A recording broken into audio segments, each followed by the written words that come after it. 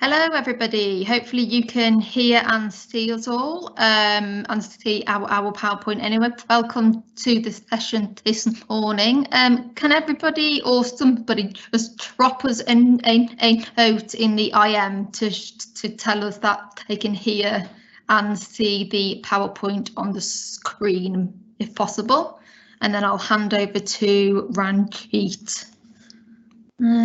Just checking. Everybody can hear and see us. No messages yet. Can everybody hear and see us? If anyone can just pop a note in the IM window.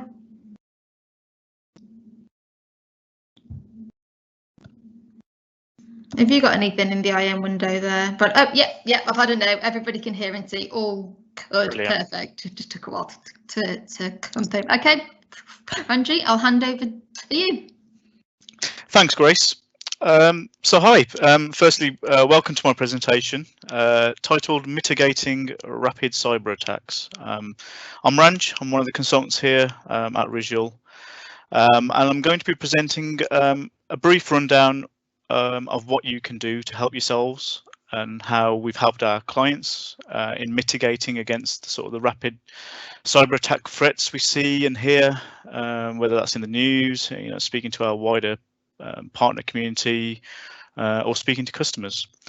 It goes without saying, but we hope no one finds himself in some of these situations we've heard about with some well-known organisations recently and over the past few years. I myself, just before COVID affected us all, was actually involved in some work helping a client build their network from scratch following a ransomware attack that they had. And over the course of the slides, I'll provide some key takeaways and things I learned along the way. So it's pretty a broad subject today, folks. It does cover a lot of different angles, so I won't be doing any sort of deep dives, but I hope to provide enough information of the main areas that you can take away and digest by the end of this presentation. So just a brief outline on the agenda. I'll be first talking about the kinds of behaviours that can land us in these situations, what we've seen out in the field, following on by how we can go about getting the authority to deploy some simple principles. We recognise the challenge with security sometimes is showing the true value to leaders. It's true to say that leadership in some organisations may not normally act until a disaster actually has taken place. Although in the same token, we're starting to see that mindset is slowly changing. And then I'll discuss some basic measures that you can take towards mitigating from some of those more common cyber attacks. Some of these can be implemented relatively easy, regardless of your current estate, whether it's on-prem, cloud, or a mixture of both. And time permitting at the end, it would be great to answer any questions you may have. I'll certainly try my best to answer those on this session. So the first section is about human behaviour, what we've seen when find yourself in the middle of a ransomware attack, as well as some things which you might not have considered before.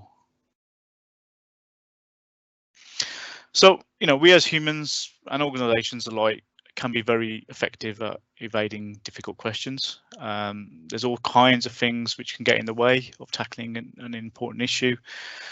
Just giving you an example, there being complex processes in place, or where in a particular large organisation, multiple divisions or departments will each have their own priorities and their own agendas, and that's fine. By nature, we're sort of habitable creatures. For most of us on the ground, I'll give you an example for myself. I've come previously from an IT operations background from previous roles, and we'll do our day-to-day job. The systems are on, lights are green on the operational dashboard, and we say to ourselves, yep, we're in a good place today. Should hopefully be very straightforward. But maybe there's one or two operational issues or faults we need to deal with, and we find a way to resolve those. there's always tends to be some sort of financial pressures along with that, as well as vendor management is always a big thing. Everyone has lots of projects on the go. There's nothing really fundamentally wrong with that approach. We sign on, we deal with the day, we get to the end, do what we have to do, and this is where many people's headspace sits, day to day. And I think especially within larger organisation with lots going on, people can actually lull themselves into just accepting the elephant standing in the room. They know there's something there, but don't do anything about it. The typical mindset is, maybe if I just mind my own business, the world will leave me alone, and I can do my day-to-day job efficiently and effectively. But the thing is, with rapid cyber attacks, they used to be fairly infrequent, but we've all seen that they become more and more common now. So what happens when one of these things strikes? When you get hit by a rapid cyber attack, what we've learned is the first thing you'll normally know about it is it's already too late. It's not like you can run around unplugging cables. The damage is already done, and I think that's probably even more difficult in the sort of the current climate we're in with COVID and people working from home. Then sort of not readily available in the office. But like I said, the damage is already done. So unplugging cables and disconnecting routers and switches and networks may not always make a difference. All the screens may be off. If we talk about WannaCry as an example, the one that the NHS was hit with, they'll just see a red screen demanding payment. Once you've had a chance to get our breaths back, everyone's just looking at each other wondering what just hit them. So literally in the blink of an eye, you find yourself on the moon, and somehow you need to find a way back home. And all you can do is hope your business continuity plans are in place, they're relatively up to date, on point, and well rehearsed.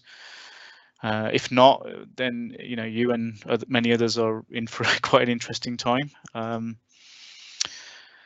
So the DEFCON 1 procedures start. However mature or not the contingency plans are, they will certainly kick into gear. Normally a war room will get set up, usually with the most senior members of your organisation and the key people who can make stuff happen quickly. Leadership rotas, reporting lines, establishing communication links, and so on, all get set up.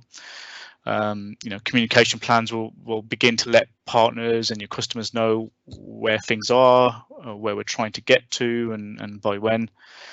Whatever cavalry can be called in arrives. No one's really ever heard of the Microsoft Detection and Response Team, or DART for short, but they're usually sort of people that are first on hand in events like this. At this point, someone in the organisation may be considering whether or not to pay that ransom. I'd hope the decision is made not to. If you do pay, yes, there's probably a little bit of time gained in terms of restoring systems, but at the same time, there'll be a point where you can no longer trust. Sometimes what we've seen is sometimes an organisation has been compromised. Whatever malware or ransomware has been there, it's been sitting dormant for months, actually before the attack happens. And the reality is that the systems have already been owned by that point, and all we've done is provide funds to those criminals, which really enables them to perform further attacks. Increasing their frequency, increasing the availability of the tools, advancing their techniques and sophistication, really. So, when we see these type of headlines about another giant wrestled down by ransomware, our eyes are drawn initially to the numbers and the victims. Companies that past or present we may have used ourselves, have had dealings with, the likes of Yahoo, Sony, Garmin, more recent one. The two examples that are obviously on the slideshow here. I know personally when I see these stories, the first question I want to ask is, first of all, has it affected me? After you've determined whether it affects you or not, you certainly have additional questions that you want answers to, such as how much does it cost, how many systems were involved, how long has it taken to get systems back online, what was compromised. There's a lot of things out there that just don't get publicized.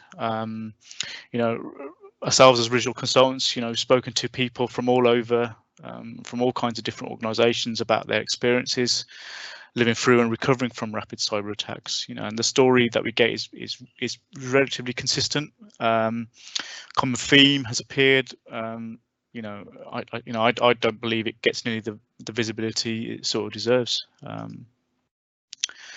If anybody's a student of the First World War, you'll know that for some reason our attention is drawn to, again, the numbers in that conflict.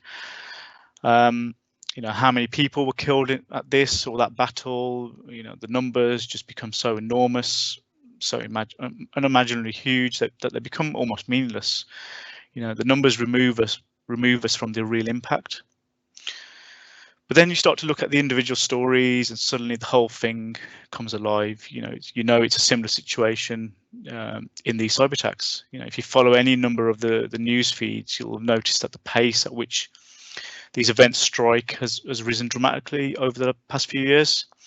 You could say that they're now almost a daily occurrence, be it small or large. I don't know about yourselves, but when I hear about these events, I'm sort of just lost for words. Maybe it's because I've witnessed the aftermath of one of these events. I know what this will mean for the people who will be impacted, and it's not just normally the IT folks on the ground, but it's normally it can be vendors and partners who are brought in to save the day. And depending on the business, it can literally be a life or death situation as well. Just not just inconvenience, but a real impact. It's as much about people as it's money, and data and systems. So just going back to people, people are not generally trained in how to behave or handle themselves in these situations.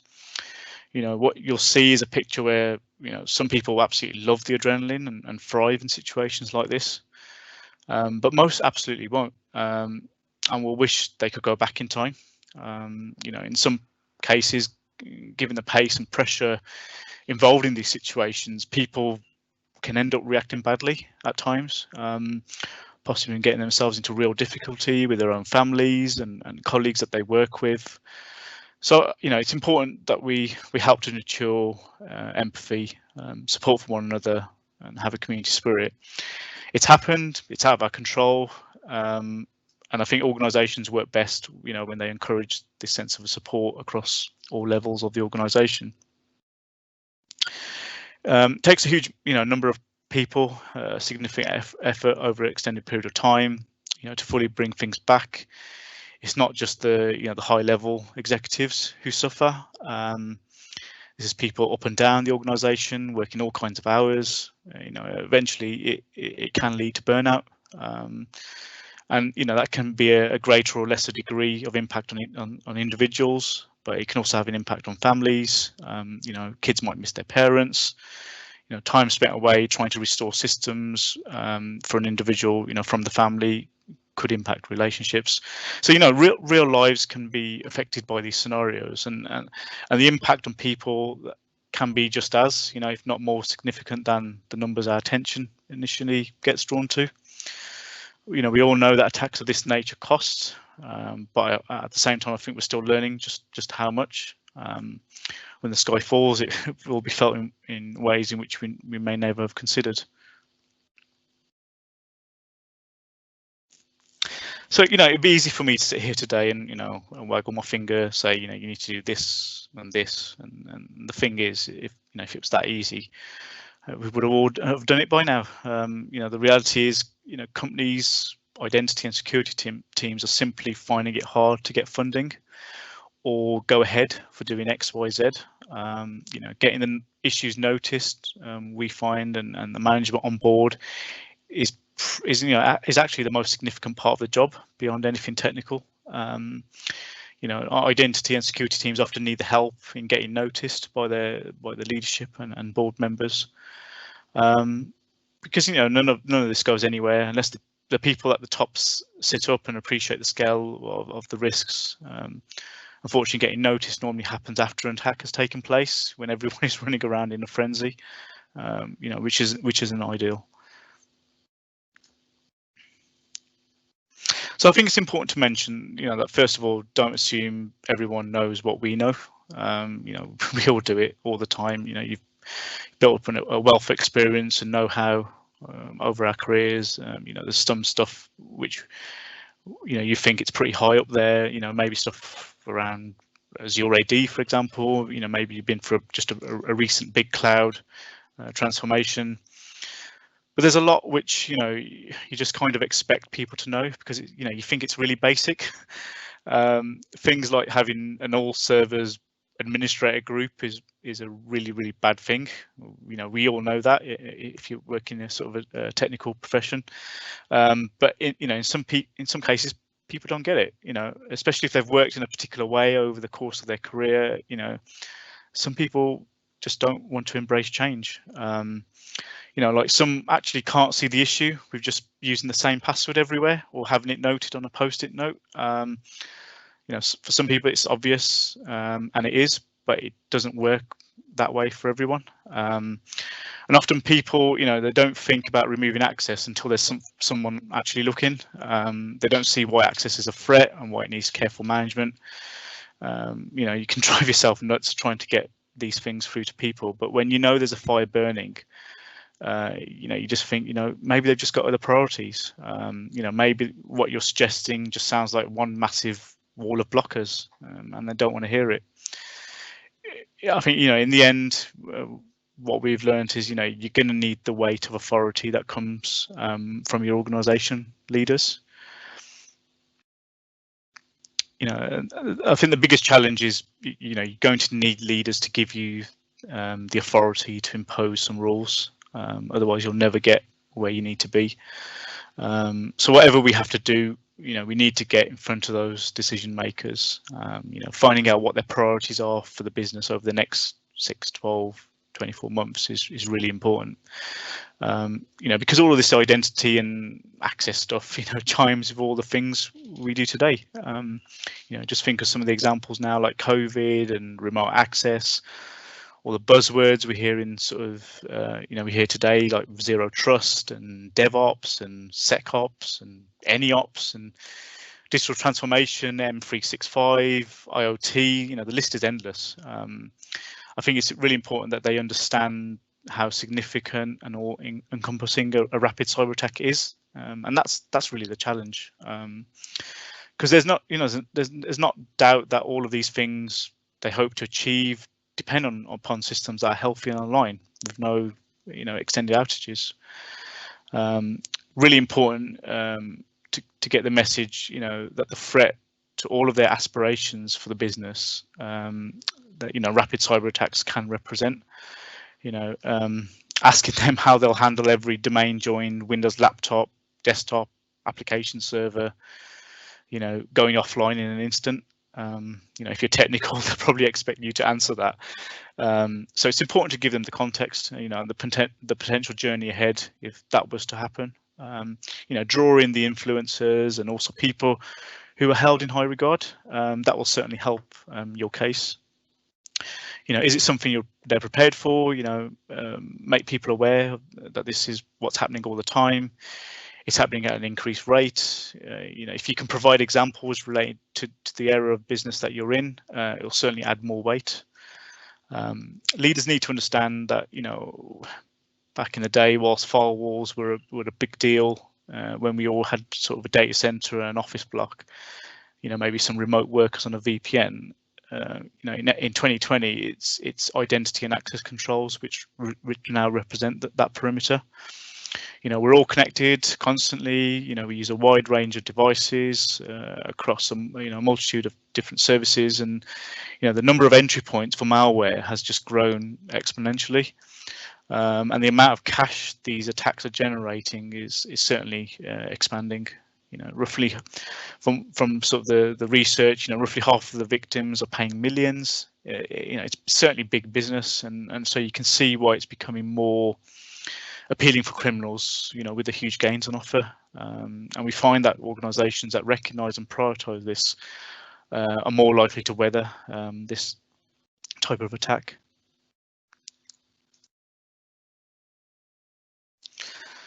So, you know, the same arguments, you know, come round and again. You know, if you're hitting blockers, you know, no one, you know, really believes anything bad can happen to them until it does. You know, I certainly get it. You know, what I'm talking about here is not very exciting. You know, people don't wake up thinking they'll go out and improve identity and access. You know, they think about it, you know, what it enables, be it applications, services, modern workplace strategies. You know, but it's now becoming a fundamental security feature as we move more to a more cloud access anywhere on any device approach. Actually, given the experiences of people who have lived through cyber attacks, have seen, you know, you could call it a safety feature. Remember on the earlier slide, I mentioned the impacts on people. You know, now apart from some highly regulated industries, there's not much in relation to any legislation around identity and access management. That's probably a good thing, you know, but you know, just because it's not a legal requirement doesn't make safety any less of an issue. So here's an example. So let's think about another safety feature that's probably a little less complicated, you know, which I'd encourage you to use with others. So the seatbelt. Let's bring this back to a level of enforcement we have as for the principle of least privilege. So, you know, if all laws globally requiring the use of the seatbelt were lifted tomorrow, you know, what do you think would happen to the number of people killed and in road traffic accidents? You know, it'd probably go up, right? You know, back in the 70s or earlier, you know, people didn't really bother with them all that much. But, you know, over time, people have learned sometimes bad things can happen. And, you know, knowing the impact that not wearing a seatbelt can have, not just on your life, but to the lives of those in the car with you. You know, well, we all use seatbelts now. It's just common nature. You know, it's the same for what we're talking about today. You know, mitigating rapid cyber attacks is something that should be baked in, not something to be ignored or, you know, de-scoped or risk accepted or avoided. You know, it's basics. You know, so what do we do? Well, in short, we do something. You know, there are a few things. Some of these things might be faster wins than others. Some would certainly take a while to get really embedded.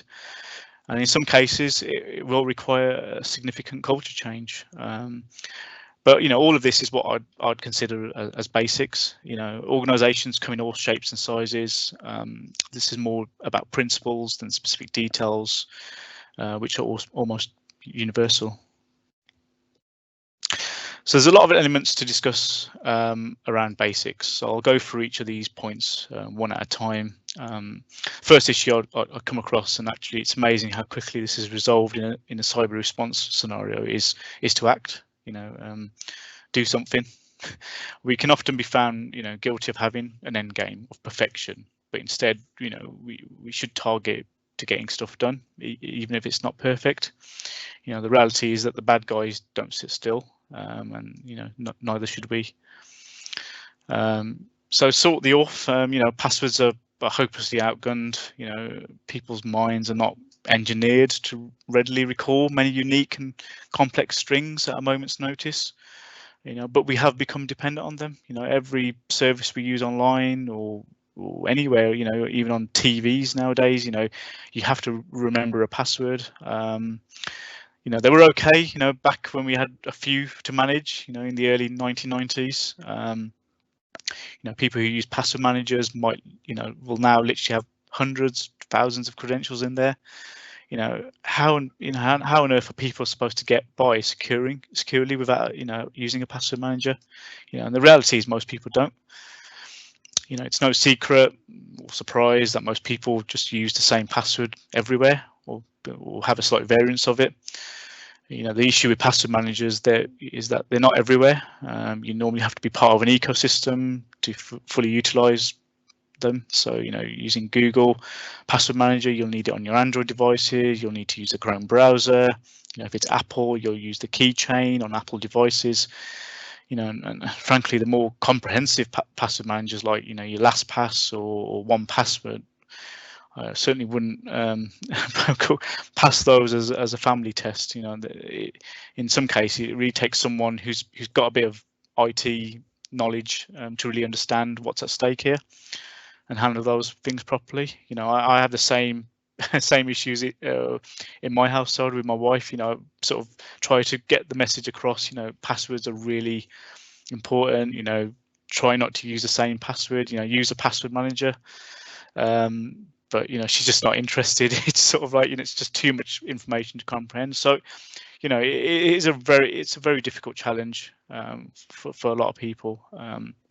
But ultimately we need to ditch that password. For the vast majority of us, that could entail something along the lines of something using like Windows Hello for Business or FIDO2 keys in an enterprise.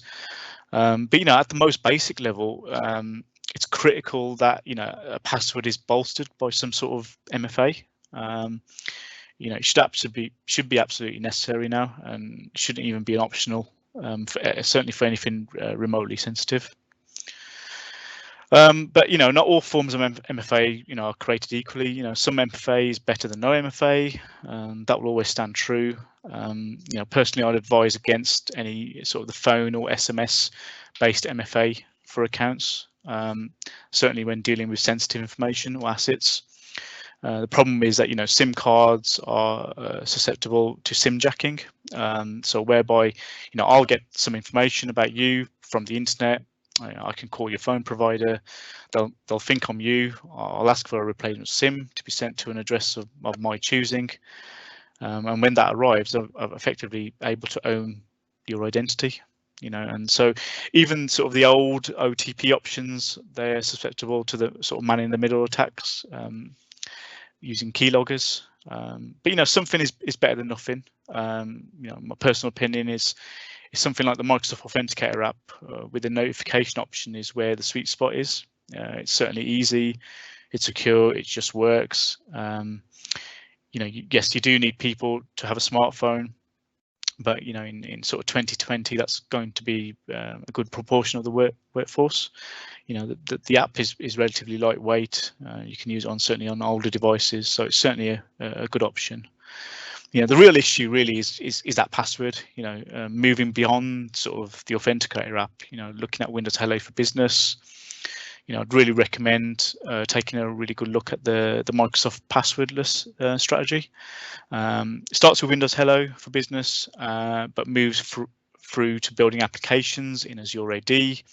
Where you can access applications without a password. We hear the common complaints from users. I've got to remember so many different passwords for so many different systems, and that's where the weaknesses come through. But if you can use something like Azure AD application proxy, that will give you sort of the mechanism to create that sort of single sign-on approach to make it far easier and a far better experience for your users.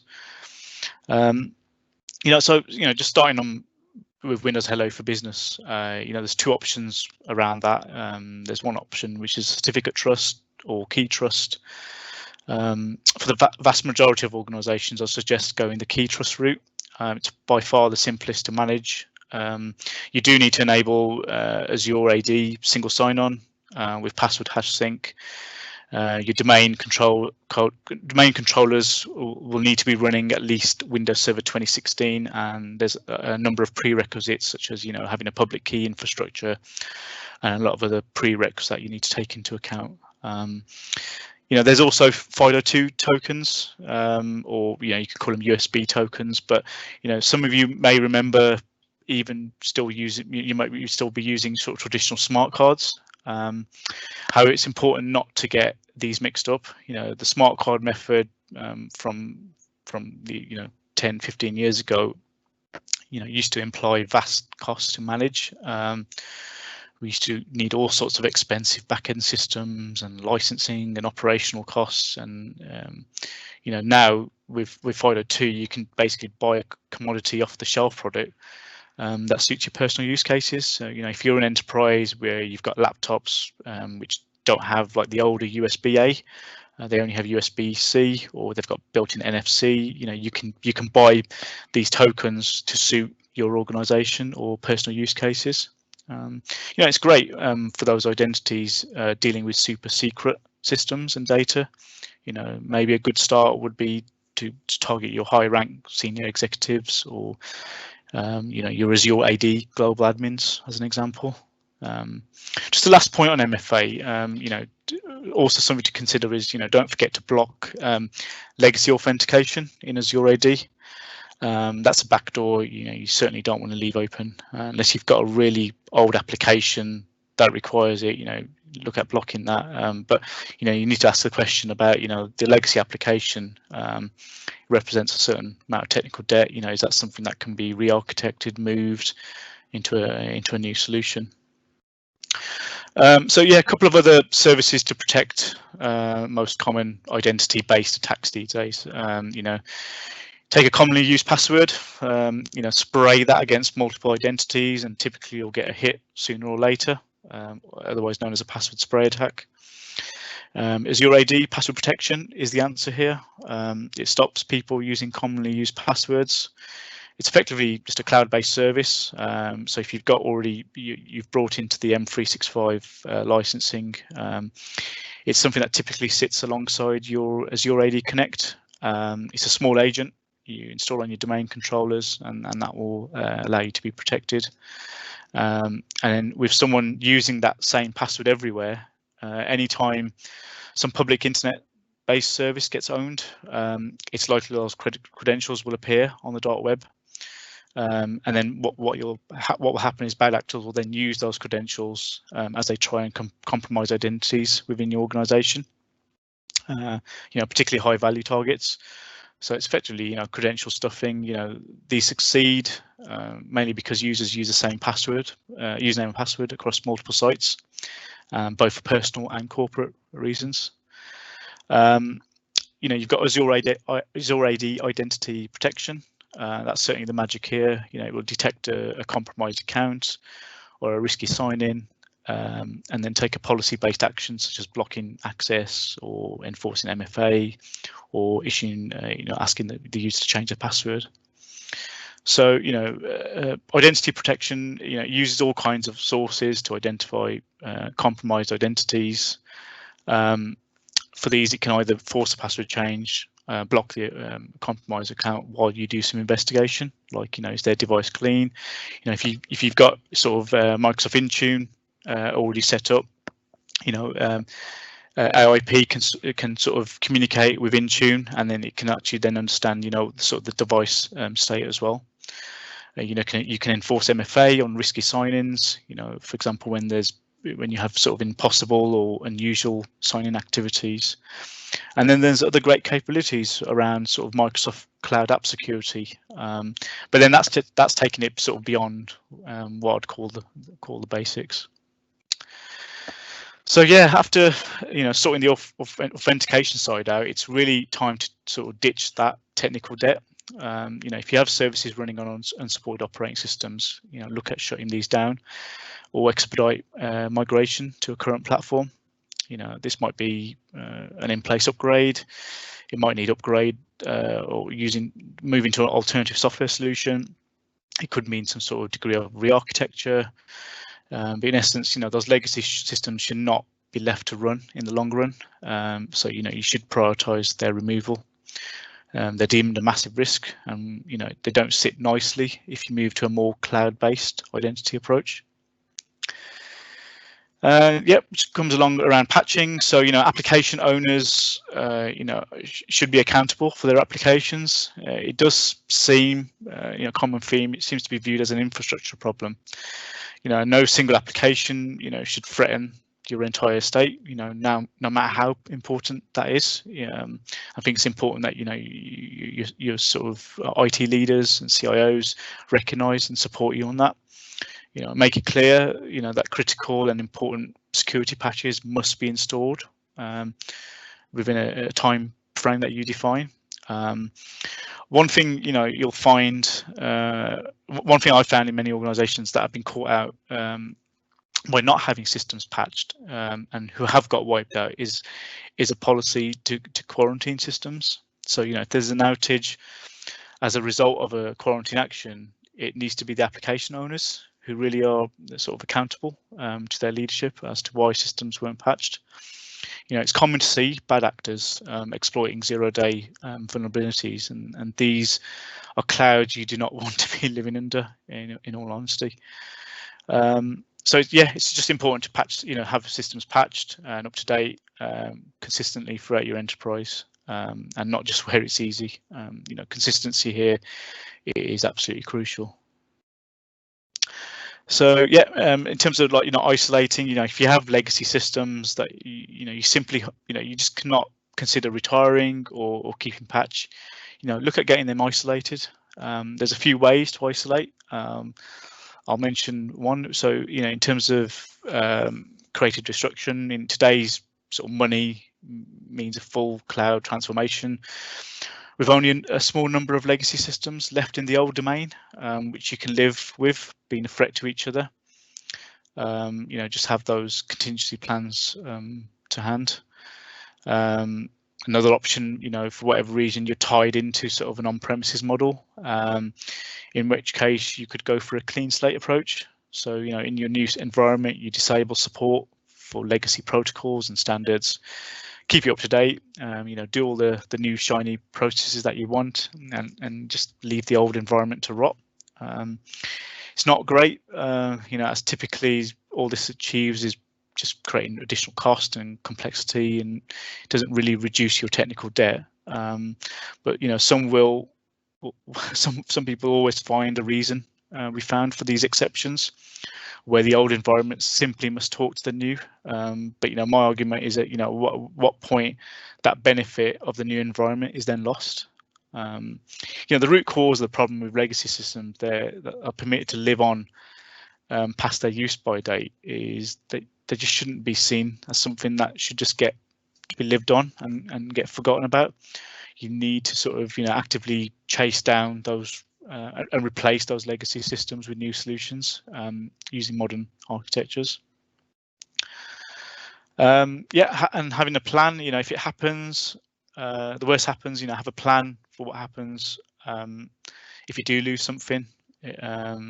So what if we lose all systems within a certain geography, if we lost a data center, a cloud provider, or Windows systems? It's certainly something to have a plan about. Do you have malware resistant backups? Are backups stored on systems or locations that are not domain joined, even offsite backups? Another important one is, do you perform DR rehearsals? Some organizations we find do perform these on a regular basis, quarterly or maybe even twice a year.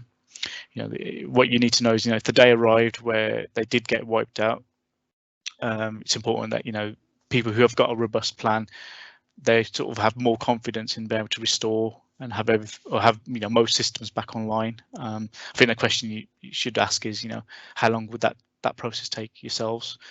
Another real key point around sort of DR and business continuity is sort of the break glass accounts. Having that emergency access account to be used in a sort of DR scenario where your normal AD accounts may not be able to be signed in until they'll be restored. So these credentials are are key, and certainly should be stored in in a fireproof safe, or ideally off-site. You might have slightly different processes for if you've got Active Directory and you've got Azure AD. But please have a break glass process that includes not just an account, but how you control and monitor that account. It's important to keep its credentials secure, monitor its access. Certainly for Azure AD, you want to create that break glass account on the default on Microsoft.com domain rather than your own domain, in case that is compromised. Yeah, and sort of data is king. You know, what is happening out there. We need to know who has access to what. If there's a fire burning, you know, we need to know about it. You know, but don't immediately, you know, jump to some sort of off the shelf solution before looking at it carefully, because many rely upon some sort of centralized discovery service. And you know, so what we found is that these typically demand some sort of massively overprivileged group like domain admins, and using that privilege to perform some sort of discovery. You know, I'd certainly call that a misuse of privilege. I think they've taken the easy way out. You know, I think it's something worth challenging with the vendors. And yeah, and managing access. So you know, just having administrative groups with a huge number of members that access a huge number of systems is not really managing access, and it can tend to be a bit of a manual approach. Quite a common issue we see is if accounts are created, users leave or move across the organisation, but you know, they still have access to the original privileges that they had before. So you know, ideally it's better if possible, you know, if you can link you know, into your HR systems to automate provisioning of new accounts, as well as termination of old accounts.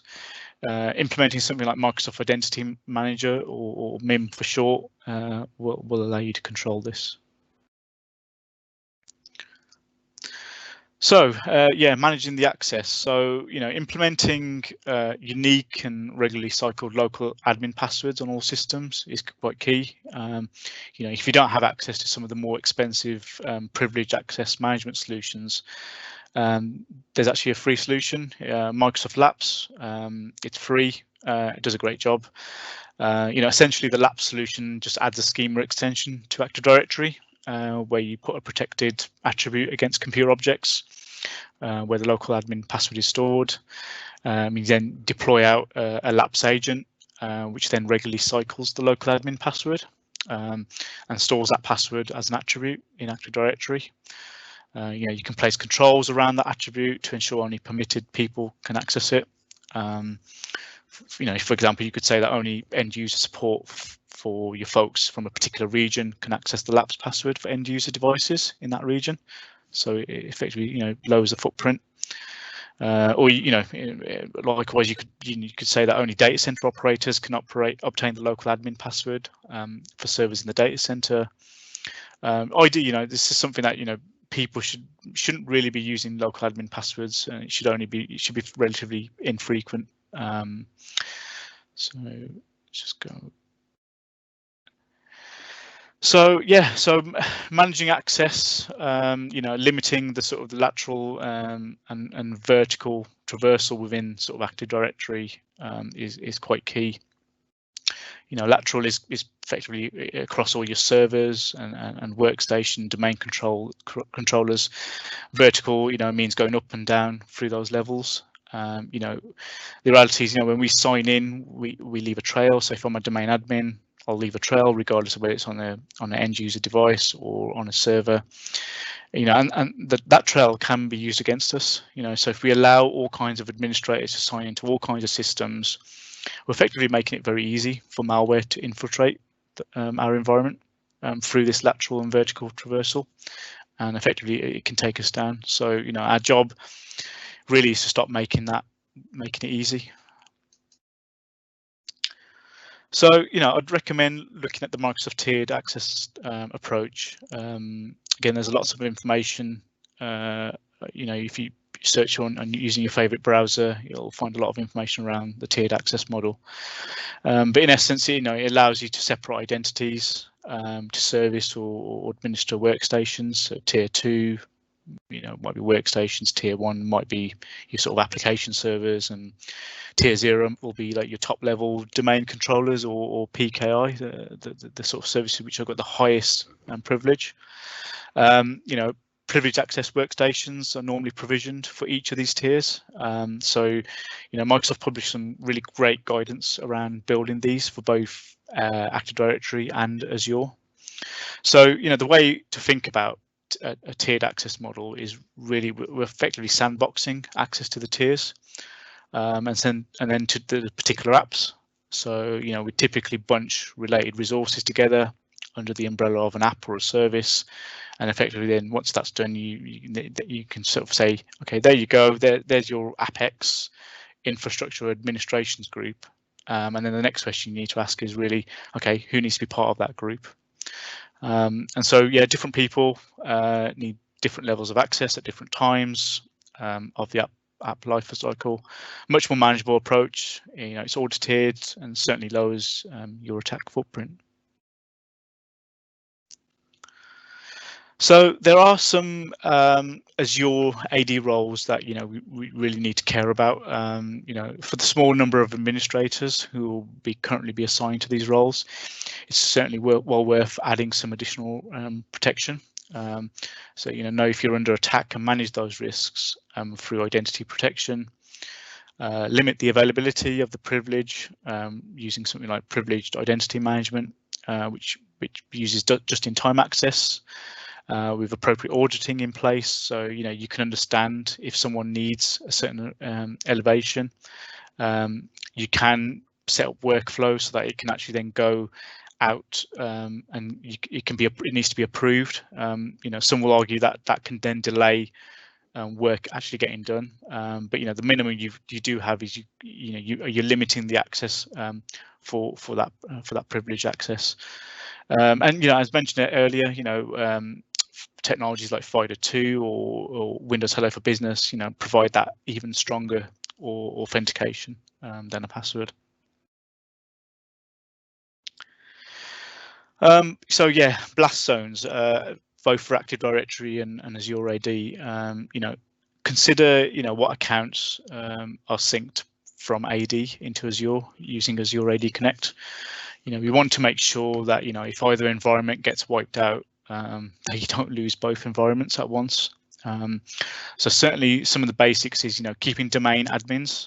Your domain admins in AD, you really don't want to be syncing them to Azure AD. You want to create another set of level of admins for that user in Azure AD. And similarly, keeping global admins in Azure AD, don't assign that role or the top 7 roles to synced accounts. Only sync information worker accounts, low level admin IDs, unless there's a service account in Azure or Office, Microsoft 365. You want to try to avoid syncing service accounts as well. Increasing the number of accounts just effectively brings additional risks and costs.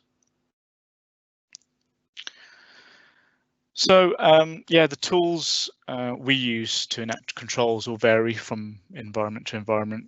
For example, Azure Policy and Security Center in Azure. But as most risks today is likely to be on in terms of what we see is around the on-premises Active Directory. I'll mention a feature like user rights assignment. So this is certainly one of the core tools at your disposal. With this. Some groups and group policy, certainly a lot can be achieved. We can control what types of accounts can log in interactively, prevent accounts from being used inappropriately, be aggressive, on app and service accounts. They do not need administrator access. Try to delegate. Any vendor that stipulates admin access required, certainly needs to be challenged. And building on this, you can use things like scripts and event forwarding, and if you've got an IT service management tool, use the integration as part of that to effectively apply automation and self-service, and verify that those rules are adhered to. This, and it's certainly something that can be matured over time.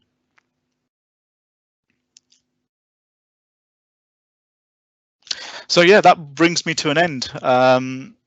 Just to bring you, to your attention, you can contact us to talk to us, through about your journey and find out how we can help you. And to get you started on your journey, sort of to manage security, we do have a number of offers that can help. So I'll just go through these briefly. So you've got the identity and access maturity assessment. What that will do is help you assess the maturity of your current identity. We use things like Secure Score and application discovery tools, and it provides a level of visibility that enables, us to, define next steps and appropriate ways for you to mitigate risks both now and in the future. You've got the compliance assessment, and that's effectively like a compliance workshop. A data risk management is designed to provide you a bit of an example of any compliance risks in the data contained within your sort of modern work environments. The session will help you create that sort of compelling way to remediate compliance risks using Microsoft 365. And finally, the Cloud Security Accelerator, understanding your security goals and objectives, identifying security threats, and what we do is we effectively sign you up if you don't have an E5 license already, using an E5 trial license. Provide you an overview of the Microsoft Security Suite and effectively like the art of the possible, really showcasing the capabilities through newly designed rich demos, and we will develop joint plans with you and recommend sort of next steps. So yeah, if you'd like to know more, please let us know after the session, or alternatively you can email inquiries at resolve.com.